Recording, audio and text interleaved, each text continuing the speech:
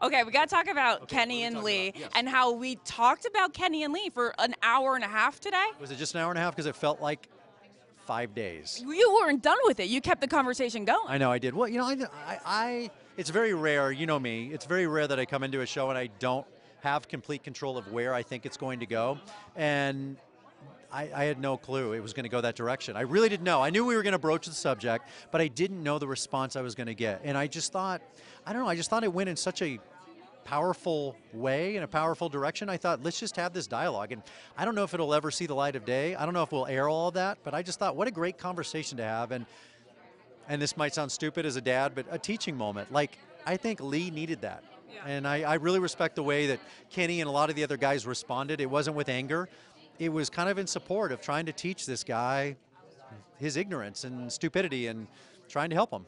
What I loved is when you said life isn't Instagram perfect. So we can be able to talk about Kenny and Lee and racism, and we can talk about Dean and his broken family. Well, you know, after the show the other night, I got inundated with tweets and text messages of like, how dare you out Dean and his family? And I thought, if that made you feel uncomfortable, then good. That was my intent. That was the reason. You know, life, as you just said, life's not Instagram pretty. You don't get to put the filter on it and go, oh, look how happy we are. Our life is perfect. Life isn't perfect. My life isn't perfect. And so I think people can relate to what Dean's going through. And he's having a really tough time with his dad since his mom died. And so God bless him for doing that. And I really respect him for opening up like that. And same thing with Lee and going through what Lee didn't have to show up today. Whatever you think about him. And look, there's a lot to be said, and you can't take away of the bad choices he's made in his life. But I respect the fact that he showed up today and he faced it. He faced the music, he faced the guys, and he took it. Has there ever been a Bachelor villain who didn't show up for the tell-all? Well, here's the thing. It's not that they don't show up. What I don't like is revisionist history. Like DeMario, completely full of it tonight. Completely and utterly full of it tonight. No respect for that. Don't come here now and try and change history, because that's BS. He was in a relationship with her. He told me many times, and we'll pull it up and probably put it on the show. And I don't like it when you think you've broached that with somebody and you've covered it, and then they come back and I'm like, you're lying. You're completely lying to me. And I just thought of all the people that would come in today and be very contrite, be very quiet and wholesome and repentant, and that he went in a very different direction.